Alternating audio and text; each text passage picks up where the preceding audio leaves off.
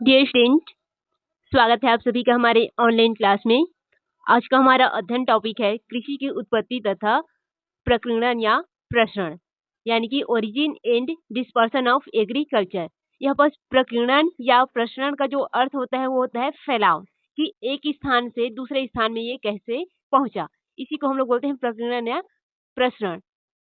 अब इस टॉपिक के अंतर्गत कुछ महत्वपूर्ण क्वेश्चन या सब टॉपिक का हम लोग अध्ययन करेंगे, जिसमें हमारा फर्स्ट जो है वो रहेगा कृषि का उद्भव कैसे और किस प्रकार हुआ। फिर रहेगा इसके साथ में हम लोग अध्ययन करेंगे कृषि के उत्पत्ति एवं प्रसरण से संबंधित कुछ विद्वानों ने अपना विचार व्यक्त दिए, उसका सिद्धांत का प्रतिपादन किया, उसका अध्ययन करेंगे। तो आपका एक क्वेश्चन ये बनता है कि कृषि का उद्भव कैसे हुआ और उसके उत्पत्ति एवं प्रसरण के सिद्धांत को समझाइए। तो इस फर्स्ट टॉपिक को हम लोग आज अध्ययन करेंगे। फिर अगले जो क्लास उसमें हम लोग अगला क्वेश्चन अध्ययन करेंगे, जिसमें आता है आपके कृषि के उत्पत्ति एवं प्रसरण को समझाइए।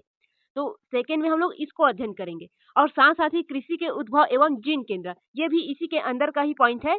तो कभी कभी अलग पूछ देते हैं, इसलिए अलग से पॉइंट बना दिया हूँ, लेकिन इसका दोनों क्वेश्चन का आंसर आपका इसी के अंदर मिलेगा। ठीक है, तो कल हम लोग देखेंगे ये वाला पॉइंट और आज हम लोग देखेंगे फर्स्ट टॉपिक को। तो चलिए सबसे पहले हम लोग समझ लेते हैं कृषि का उद्भव कैसे हुआ, किस प्रकार से हुआ। फिर हम लोग देखेंगे इसके उत्पत्ति और प्रसरण के सिद्धांत को।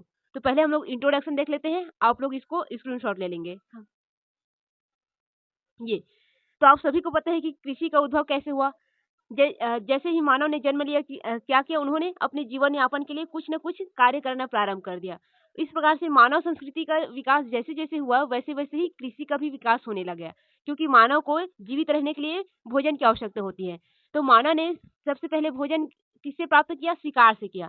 तो मानव जो है, उन्होंने जन्म लेने के पश्चात भोजन की आपूर्ति के लिए क्या किए? शिकार के लिए पत्थर से औजार बनाए, कुछ पत्थर से नुकीले औजार बनाए, ये इस प्रकार से। और उन्होंने क्या किया, यह कोई शिकार है मान लीजिए, तो इसको इन्होंने क्या किया, इस औजार से फेंक के इस प्रकार से इसको प्रहार किया ताकि ये मृत हो जाए, ताकि इनको भोजन मिल सके। तो इन्होंने क्या किया, जब पत्थर को इसकी तरफ फेंका शिकार की तरफ मारने के लिए, तो ये पत्थर क्या हुआ, आपस में टकराया और आपस में टकराने से इसमें कुछ चिंगारी निकली। तो इनको इसके बारे में पता चला कि जब पत्थर आपस में टकराया तो इससे जो चिंगारी निकला है, इससे हम लोग कैसे उपयोग में कर सकते हैं। तो इन्होंने क्या किया, इसका उपयोग करके फिर पका करके भोजन बनाना और उसके बाद उसको खाना स्टार्ट कर दिए। तो इनको क्या मिला, इसमें पके हुए भोजन में कुछ स्वाद आया। तो इन्होंने क्या किया, हमेशा के लिए फिर पका करके भोजन खाना स्टार्ट कर दिए। फिर इसके पश्चात क्या किया, फिर भी इनको कमी पड़ रही थी, तो इन्होंने क्या किया, कंदमूल फल एकत्रित करना स्टार्ट कर दिया। फिर इन्होंने फल वगैरह को खा करके उनका बीज जो है वो ऐसी आसपास फेंकना स्टार्ट कर दिया। तो इनके द्वारा जो फेंके गए बीज है वो कुछ दिन बाद अंकुरित होते हुए दिखे इनको। तो इन्होंने इसको अंकुरित होते हुए देख करके ये सोचा कि हम लोग यदि इसको बोते हैं या कृषि करते हैं, तो इससे आने वाले समय में हमें किसी भी प्रकार की खाद्यान्न की समस्या नहीं होगी। ये विचार इनके दिमाग में आया। तो फिर इन्होंने क्या किया, जितने भी ये लोग कंदमूल फल खाते थे, उसमें से जो अच्छी बीजें आती थी उनको कलेक्ट करना स्टार्ट कर दिए और फिर कृषि करना स्टार्ट कर दिए। पहले क्या किया, ये लोग घुमंतु कृषि करते थे, इसके पश्चात ये लोग क्या कर दिए, वर्तमान में स्थायी कृषि करना प्रारंभ कर दिए हैं। कुछ क्षेत्रों में अभी भी क्या करते हैं, घुमंतु कृषि करते हैं। तो इस प्रकार से कृषि का क्या हुआ, उद्भव हुआ। ठीक, तो ये इसका सामान्य परिचय है, जो इसमें शॉर्ट रूप में है, आपको समझा दिए व्हाइट बोर्ड में। फिर हम लोग आगे चलते हैं। ये कृषि का उद्भव किस प्रकार हुआ, कितने चरण में हुआ या किस काल में हुआ, इसको हम लोग थोड़ा से शॉर्ट में समझ लेते हैं। फिर हम लोग इसके सिद्धांत को देखेंगे। इसको विस्तार से हम लोग जो मुख्य टॉपिक है हमारा कृषि का उद्भव एवं प्रसरण, उसमें समझेंगे। ठीक है, तो इसको पहले हम लोग समझ लेते हैं कि इसका उद्भव हुआ कैसे है। बस इतना ही देखेंगे, इसका विकास हम लोग अगले पॉइंट में है। कृषि का उद्भव एवं प्रसरण वाले में इसका विकास जो है वो पूरे प्राचीन काल में कैसे हुआ, मध्यकाल में कैसे हुआ और आधुनिक में कैसे ये विकसित हो रहा है और इसका फैलाव हो रहा है, इसको हम लोग उसमें देखेंगे। इसमें हम लोग देखेंगे इसका सिर्फ उद्भव कैसे हुआ और इसके सिद्धांत कौन कौन से हैं ये। तो चलिए हम लोग इसको देख लेते हैं कि इसका उद्भव कैसे हुआ। तो हम लोग इसको 3 भागों में बांट करके इसका उद्भव को अध्ययन करते हैं। एक है पूर्व पाषाण काल, फिर मध्य पाषाण काल और नव पाषाण काल में। इन तीनों काल में कृषि जो है उसका उद्भव हुआ थोड़ा थोड़ा करके। तो ये जो पूर्व पाषाण काल जिसको हम लोग जानते हैं, इसमें क्या किया, सबसे पहले मानव की पहली संस्कृति थी ये। फिर इस संस्कृति ने क्या किया, कुछ पत्थर के औजार, लकड़ी के औजार, इन सभी से इन्होंने क्या किया, जानवर का शिकार करना सीखा। और फिर उस शिकार को छोटे छोटे टुकड़ों में बांट कर और उनके खाने योग्य जो अंग है उसको कलेक्ट करके खाना विकसित किया। यानी कि जो खाने योग्य अंग है उसी को खाना ये लोग सीख गए थे, ये कला उनमें आ गए थे। फिर क्या हुआ, इसके पश्चात इन्होंने पत्थर को जैसे शिकार के लिए फेंका तो वो आपस में जाकर के टकरा गए, जिससे इनको कुछ चिंगारी उत्पन्न होते हुए दिखा, जिससे आग की उत्पत्ति हुई। आग की उत्पत्ति होने के पश्चात ये लोग क्या किए, भोजन को पकाकर खाना स्टार्ट कर दिया। और साथ साथ ही इन्होंने क्या किया, फिर कुछ पौधे का भी प्रयोग करने लग गए, जिससे इनको फल फूल वगैरह प्राप्त होते थे। तो ये इस प्रकार से इस काल में इतना ही विकास हुआ। इस काल के जो मानव थे उनको होमो इरेक्टस के नाम से जानते थे। तो ये हो गया पूरा पसार काल में। पूरा पसार काल में क्या हुआ था, इतना ही। कृषि का विकास में आपका शिकार वगैरह करते थे लोग, उसी से भोजन प्राप्त करते थे, और कुछ पौधों, चयनित पौधों का बीज ये लोग उपयोग किए थे, बस इतना ही। और आग का आविष्कार हुआ। फिर हम लोग देखते हैं मध्यकाल में। मध्यकाल में कृषि का कितना उद्भव हुआ और किस प्रकार से हुआ। तो ये आपका मध्यकाल है। अब मध्यकाल में हम लोग देख लेते हैं, इस काल में क्या हुआ।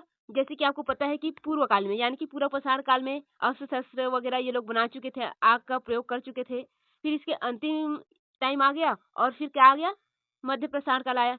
तो इस मध्य प्रसार काल में ये लोग क्या किए, गुफाओं में रहना स्टार्ट कर दिए। पहले कैसे करते थे, घूम घूम कर रहते थे जंगलों में और शिकार वगैरह करते थे। फिर इन्होंने मध्यकाल में क्या किया, इस साइड से गुफा वगैरह और कंदरा वगैरह को अपने निवास स्थान के रूप में चुनना स्टार्ट कर दिया। फिर इन्होंने क्या किया, शिकार करने के साथ साथ ही जो वन्य संसाधन है, कंद मूंद फल वगैरह पत्ती वगैरह, इसको एकत्रित करना प्रारंभ कर लिया। और साथ साथ ही क्या किया, कृषि करना प्रारंभ कर दिया। आपको बताया था कि पहले वाले में क्या किया, इन्होंने कुछ बीजे भी एकत्रित किए, बस उस टाइम उसको खाते बस थे, उनको पता नहीं था कि इससे भी हम लोग कृषि कर सकते हैं।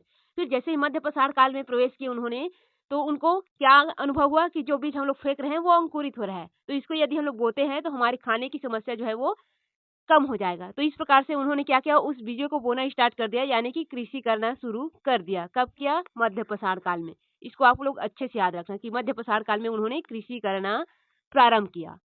ठीक। और साथ साथ ही जो मांस है और जंगल है, सॉरी ये आपका घास आएगा, इसको सुधारेंगे आप लोग। ठीक है, जो घास भूमि आप लोग देखते हैं, उस घास भूमि को और जंगल को जला करके इन्होंने कृषि भूमि तैयार करना स्टार्ट कर लिया। और इसी के दौरान इन्होंने क्या किया, कृषि भूमि तैयार करके जो कृषि पौधे हैं उसका घरेलूकरण करना स्टार्ट कर दिया, यानी कि जिसका उत्पादन अधिक होगा उसी को उत्पादित करना स्टार्ट कर दिया, और एक पर्टिकुलर एक भूमि बना करके उसमें कृषि कार्य करना स्टार्ट कर दिया। तो ये मध्य पसार काल जो है, इसमें इस प्रकार कृषि का इतना उद्भव हुआ। अब हम लोग देख लेते हैं नव पसार काल में कृषि का कितना उद्भव हुआ। तो जो नव पसार युग है, इस युग में जो मानव हैं वो अपने उपयोगी पौधों का चयन करना सीख गए, जो उसको अधिक उत्पादन देने लग गए और उनके जो आवश्यकता है उसको पूरी तरीके से आपूर्ति करें। इसके पश्चात इन्होंने साथ साथ ही पशुपालन भी स्टार्ट कर दिया। तो आपको ये पूछेंगे कि कृषि का उद्भव किस समय हुआ, या सर्वप्रथम किस टाइम में ये लोग कृषि करना प्रारंभ किए, और पशुपालन करना कब प्रारंभ किए। तो आपको बताना है मध्य पसार काल में कृषि कार्य करना प्रारंभ कर दिए थे, और नव पसार काल में ये लोग उपयोगी पौधों का चयन करना सीख गए थे। साथ ही पशुपालन और आवास निर्माण का कार्य इन्होंने नव पसार युग में स्टार्ट किया। तो इस प्रकार से इतना इसमें किया। फिर साथ साथ ही इन्होंने क्या किया, जो नदी घाटी क्षेत्र है उन क्षेत्रों में बसने, फसल उत्पादन करने, पशुपालन करने का अनेक प्रकार के उद्यम व्यापार करना स्टार्ट कर दिया। जो सिंधु घाटी सभ्यता वगैरह आप लोग देख रहे हैं ना, उसी प्रकार से। फिर क्या हुआ, धीरे धीरे इनके प्राकृतिक संसाधनों को भी इन्होंने पहचानना स्टार्ट कर दिया, अनेक प्रकार के खनिज वगैरह को, और उसका उपयोग करने की प्रक्रिया भी शुरू कर दी। तो इस प्रकार से क्या हुआ, आपके नवपसार युग में कृषि को सही तरीके से ये लोग पहचान गए और कृषि कार्य करना अच्छे से प्रारंभ कर दिए। तो ये हो गया आप लोगों का कृषि का उद्भव किस प्रकार से हुआ, या कृषि कार्य करना कैसे ये लोग सीखे हैं।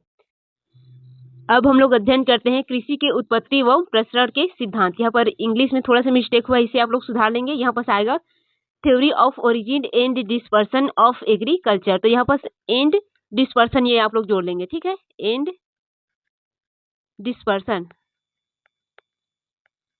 डिस्पर्सन यहाँ पर आप लोग ऐड कर देंगे बीच में, ठीक। अब हम लोग आगे बढ़ते हैं। कृषि की उत्पत्ति एवं प्रसरण से संबंधित विद्वानों ने अनेक सिद्धांत दिए हैं, जिसके बारे में यहाँ अध्ययन करेंगे। और इन विद्वानों में मतभेद भी था। इनमें से जो विद्वान है वो है बेबीलोन, शावर, डार्लिंगटन, विल्सी, जेनिक, ये सभी विद्वान हैं जिन्होंने इसमें दिया है अपना विचार। इसमें जो है कृषि और पशुपालन सभी को इसमें सम्मिलित विचार व्यक्त किया है, यानी कि दोनों को मिला करके इन्होंने विचार प्रस्तुत किया है।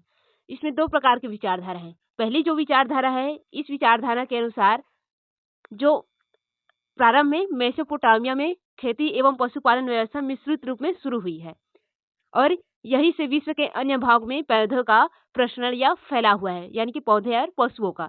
तो ये पहला जो विचारधारा है उसके उनके अनुसार विद्वानों का कहना है कि जो कृषि कार्य है उसका जो प्रारंभ है वो मेसोपोटामिया में शुरू हुआ है, और इस कृषि कार्य जो है वो मिश्रित रूप में हुआ है, जिसमें खेती यानी कि फसल उत्पादन के साथ साथ पशुपालन भी प्रारंभ हो गया था, यानी कि दोनों एक साथ हुआ है। और यहाँ से फिर अन्य स्थानों में गया है, यानी कि मेसोपोटामिया से अन्य स्थानों पर दजला फ्रात बेसिन से। ठीक। फिर दूसरे जो विचारधारा है उसमें विद्वानों ने कहा है कि कृषि कार्य और पशुपालन दोनों ही क्या है, अलग अलग अवस्थाओं में भिन्न भिन्न रूप से उत्पन्न हुए हैं, ये बताया है। और फिर क्या हुआ, ये बाद में ये दोनों अवस्थाएं संयुक्त रूप से उपजाऊ भूमि में अपनाई गई, जहां पर इनके लिए अनुकूल व्यवस्था मिली उस क्षेत्र में अपनाई गई, ये कहा है। आगे हम लोग बढ़ते हैं सिद्धांत की ओर। विद्वानों में मतभेद आपको पता है, दो प्रकार की विचारधाराएं दी हैं। उस दो प्रकार की विचारधाराओं में विद्वानों ने इस प्रकार से सिद्धांत प्रस्तुत किए। इसमें पहला जो सिद्धांत है वो है पर्यावरण परिवर्तन एवं कृषि की उत्पत्ति, इससे संबंधित सिद्धांत दिए हैं। अब इस सिद्धांत के अकॉर्डिंग उनका क्या विचारधारा है इसको हम लोग समझ लेते हैं। इस विचारधारा में उन्होंने ये बताया कि कृषि का भौतिक पर्यावरण से बहुत ही गहरा संबंध है।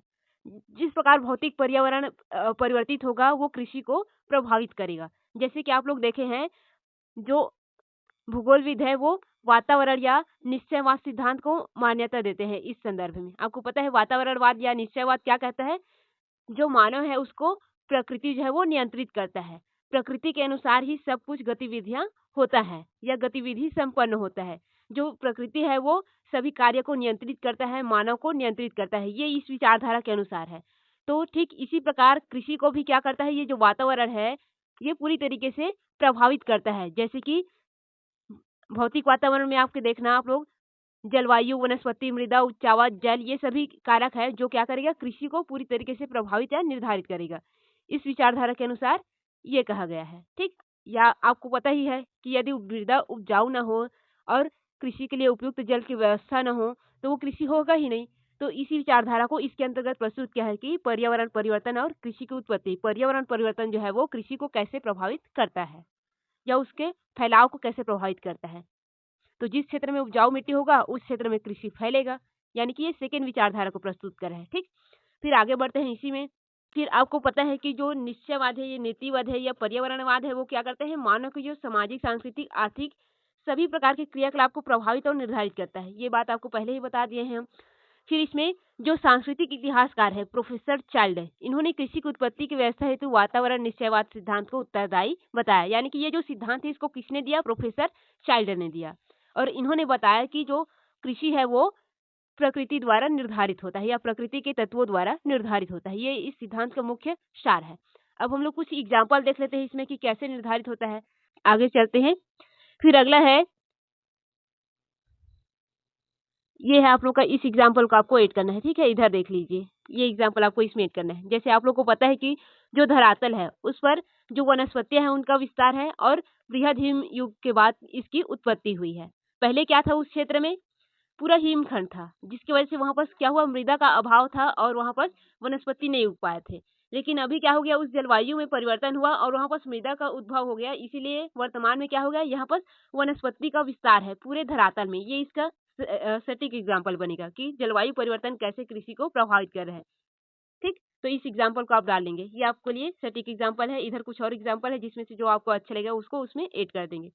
फिर सेकेंड जो एग्जाम्पल है इसमें वो है प्लीस्टोसीन युग के समापन के पश्चात जो पर्यावरण धरातल पर विकसित हुआ, उसमें क्या हुआ, पौधे एवं जीवों की उत्पत्ति एवं विकास हुआ। तो आपको पता है कि प्लीस्टोसीन क्या है, लास्ट हिमयुग है, अंतिम हिमयुग। इसके बाद हम लोग क्या किए, मानव का उद्भव हुआ। मानव ने क्या किया, कृषि कार्य करना प्रारंभ कर दिया, पशुपालन वगैरह अच्छे तरीके से करना प्रारंभ कर दिया था। तो जो प्लीस्टोसीन युग गया उसके पश्चात ही क्या हुआ, धरातल पर कृषि कार्य वगैरह विकसित हुए। तो ये आपका एक एग्जाम्पल हो गया, जलवायु कैसे कृषि को प्रभावित करता है। ये कुछ और यहाँ पर एग्जाम्पल दिए हुए हैं जिसमें आप लोग इसको स्क्रीनशॉट कर लें और जो आपको ठीक लगेगा उसको ले लेंगे। फिलहाल इसके अनुसार दो एग्जाम्पल आपके लिए बेस्ट है। ठीक। अब आगे बढ़ते हैं हम लोग।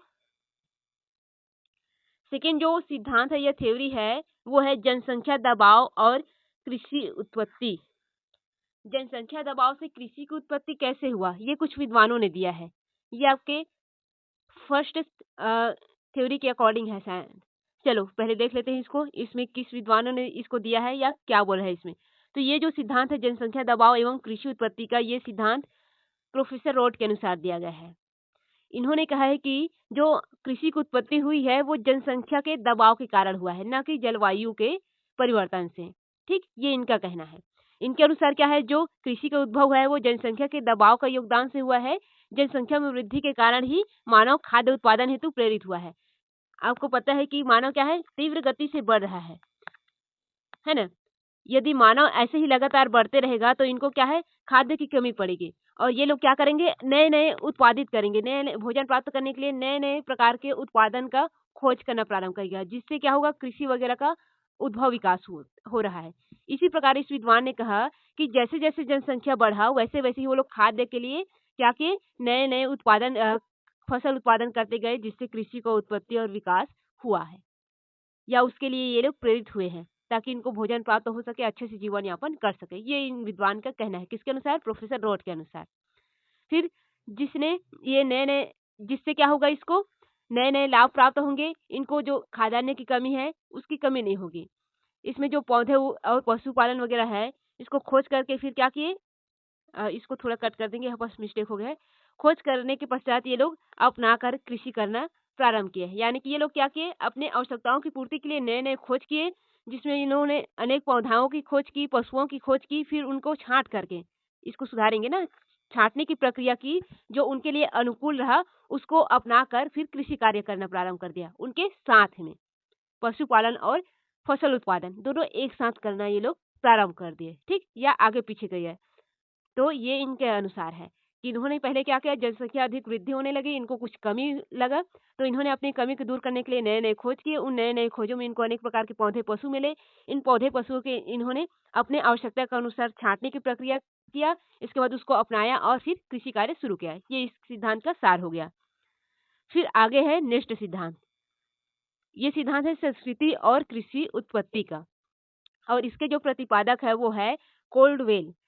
इन्होंने इस सिद्धांत को प्रतिपादित किया। अब इनके अनुसार देख लेते हैं कि इन्होंने इस सिद्धांत को क्यों प्रतिपादित किया और क्या कहा है इसमें। तो ये जो कोल्डवेल है, इस महोदय के अनुसार जो मानव है उनके द्वारा पौधों तथा जो पशुपालन है, ये क्या है, बहुत ही प्राचीन काल से कर रहे हैं और एक ऐतिहासिक घटना है जो साहसीपूर्ण है या साहसीपूर्ण है। ठीक, क्योंकि हर कोई कृषि कार्य नहीं कर सकता। तो जो मानव है वो अपने ज्ञान कौशल से क्या किए, एक सर्वोच्च फसल या सर्वोच्च पशु पौधों का चयन करके कृषि कार्य प्रारंभ किए हैं। पहले क्या किए, मानव जन्म लिए, फिर अपने लिए क्या किए, शिकार से भोजन प्राप्त करना स्टार्ट किए। ये आपको पता है। शिकार करने के पश्चात ये कि आग का खोज किए। आग करने के बाद क्या किए, ये लोग उस शिकार को पका करके खाना स्टार्ट कर दिए। फिर क्या किए, कुछ कमी पड़ा इन लोगों को, तो ये लोग कंदमूल फल एकत्रित करना स्टार्ट कर दिए। उनके बीज को क्या देखे, इनको अंकुरित करते हुए देखा, तो इन्होंने क्या किया, उसका फिर अच्छे बीज का चयन किया, फिर इन्होंने कृषि कार्य करना प्रारंभ कर दिया। इसी को इस विद्वान ने यहाँ पर बताने का प्रयास किया है कि मानव संस्कृति के साथ ही कृषि का उद्भव हुआ है। ठीक, जो पहले हम लोग इंट्रोडक्शन में देखे हैं। आगे देख लेते हैं। फिर ये उसी को बताया है, देखिए यहाँ पर, जहाँ मानव जीवन में प्राचीन काल में ये लोग क्या किए, शिकार करना प्रारंभ किए और संग्रह। शिकार मतलब जितने जीव जंतु थे उनको भोजन के लिए ये लोग क्या करते थे, शिकार करते थे। लकड़ी से बने हथियार, आपके जो पसार से बने हुए हथियार है, उनसे ये लोग शिकार करते हैं। फिर क्या किए, कंदमूल फल का संग्रहण करना स्टार्ट करके ये लोग जीवन यापन करते थे। फिर क्या किए, इन्होंने पौधे पशुओं से अपना भोजन प्राप्त करने के लिए उनको पालतू बनाना स्टार्ट कर दिया, अपनी सुरक्षा वगैरह के लिए। फिर तकनीकी में सुधार किए। तकनीकी में सुधार करने के पश्चात ये वर्तमान नए समाज में आए और नए नए पौधे पशुओं को पालतू बनाना स्टार्ट कर दिए और अपने विशिष्ट जीवन पद्धति के अंतर्गत इन्होंने क्या किया, स्थायी कृषि करना प्रारंभ कर दिया। ठीक है, तो इस प्रकार से ये सिद्धांत इसमें बताता है कि मानव संस्कृति के साथ ही कृषि का उद्भव हुआ है। जिस प्रकार से धीरे धीरे मानव जो संस्कृति है या सामाजिक व्यवस्था उसमें परिवर्तन आया है, उसी प्रकार से धीरे धीरे कृषि कार्य में भी परिवर्तन आया और जो पौधे हैं और पशु हैं उनका एक स्थान से दूसरे स्थान पर प्रसरण हुआ, उनको संरक्षण दिया गया। ठीक, तो ये इसका मूल स्रोत क्या बोल रहा है या इसका मूल निष्कर्ष क्या बोल रहा है कि कृषि की उत्पत्ति मानव संस्कृति के साथ हुआ है। जैसे जैसे मानव ने विकास किया वैसे वैसे ही कृषि का उद्भव होना विकास हो गया या विकसित हो गया। ठीक, तो ये सिद्धांत ये बोल रहा है। फिर अगला जो सिद्धांत है उसको हम लोग देख लेते हैं। अगला सिद्धांत है प्रचुरता एवं कृषि उत्पत्ति। इस सिद्धांत के अनुसार पहले देख लेते हैं इस सिद्धांत को अमेरिका के जो सांस्कृतिकविद है प्रोफेसर कार्ल सावर, ठीक, सॉरी प्रोफेसर सावर है, इन्होंने दिया है।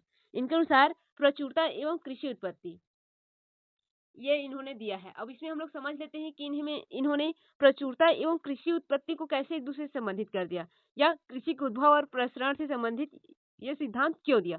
तो इनके अनुसार इन्होंने कह रहा है कि जो पौधे हैं उनको पालतू बनाने की प्रक्रिया की शुरुआत विश्व के उन क्षेत्रों में नहीं हुआ जिन क्षेत्रों में इसका अभाव था, बल्कि उन क्षेत्रों में हुआ जहाँ पर इसका विस्तार की अधिकता थी, जहाँ पर आवश्यकता का आविष्कार की जननी कहते हैं। ये क्या है, यहाँ पर गलत साबित हो रहा है, क्योंकि इसमें क्या कर रहे हैं ये विद्वान जो है, जहाँ पर किसी संसाधन की क्या है कमी है, इस क्षेत्र में इसका विकास नहीं हुआ, कृषि का विकास नहीं हुआ। जिस क्षेत्र में कृषि योग्य भूमि और कृषि के लिए पर्याप्त संसाधन था, उसी क्षेत्र में इसका क्या हुआ, विकास हुआ। तो ये क्या है, आवश्यकता आविष्कार की जननी है, ये सिद्धांत इस पर लागू नहीं हो रहा है। तो ये इस चीज को बताने का प्रयास कर रहे हैं कि ये जो कृषि का विकास हुआ है, तो इस कृषि के विकास को सभी जगह होना चाहिए था। ये जो अभाव वाला क्षेत्र है, यहाँ पर भी तो इनकी भोजन की आवश्यकता रही होगी, इनको भी तो भूख लगता होगा, तो यहाँ पर भी होना चाहिए था, यहाँ क्यों नहीं हुआ, यहाँ पर केवल क्यों हुआ, ये सवाल इस विद्वान का है।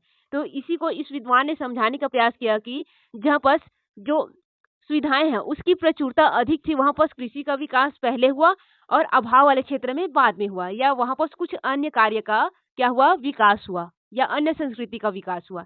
ये इन्होंने समझाने का प्रयास किया है सावर ने, ठीक।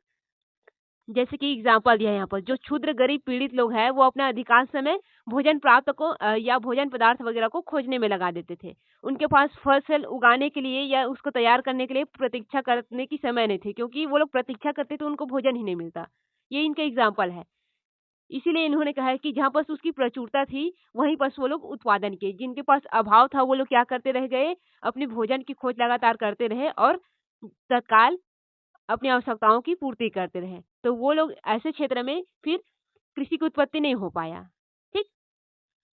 फिर दूसरा इसका एग्जाम्पल है वहीं दूसरी ओर, इसकी दूसरी पहलू है, जो मानव समुदाय विकसित क्षेत्र में रहते थे या जहाँ पर संसाधन की प्रचुरता है उस क्षेत्र में रहते थे, उनके पास पर्याप्त भोजन का भंडार था, जो स्थायी रूप से जगह पर निवास करते थे, पौधों की सेवा में पर्याप्त समय दे सकते थे और अपना भोजन प्राप्त कर सकते थे।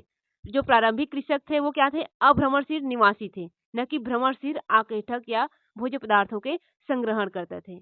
यानी कि इनका अनुसार क्या है, कुछ लोग ऐसे थे जो भ्रमण नहीं करते थे, अभ्रमणशील थे, यानी कि स्थायी निवासी थे। वो क्या करते थे, आखेटक वगैरह या भोज्य पदार्थों की संग्रहण करता नहीं थे, बल्कि वो लोग कृषि कार्य करते थे। ये इनका कहना है, वो लोग पर्याप्त भोजन वगैरह प्राप्त कर लिए हैं, ये कहना है इनका। यानी कि ये सार के रूप में हम लोग देखें तो इनका कहना ये है कि जहाँ पर उपयुक्त मृदा वगैरह का विकास नहीं हुआ था, वहां पर के लोग क्या किए, कृषि कार्य सीखना नहीं या कृषि कार्य करना नहीं सीखे थे, केवल शिकार वगैरह करके ही अपना भोजन प्राप्त करते थे। और जिस क्षेत्र में पर्याप्त कृषि के लिए सुविधाएं थी उस क्षेत्र में कृषि का विकास हुआ। बस इतना ही इनका सार समझ लीजिए, ठीक।